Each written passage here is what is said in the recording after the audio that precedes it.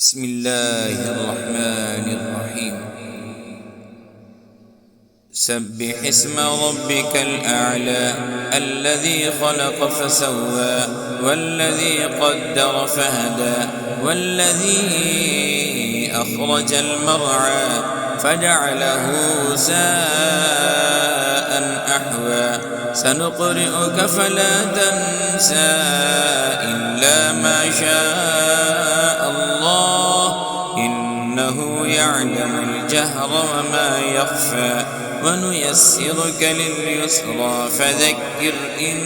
نفعت الذكرى سيذكر من يخشى ويتجنبها الأشقى الذي يصلى النار الكبرى ثم لا يموت فيها ولا يحيا قد أفلح من تزكى وذكر اسم ربه فصلى بل تؤثرون الحياة الدنيا والآخرة خير وأبقى إن هذا لفي الصحف الأولى صحف إبراهيم وموسى.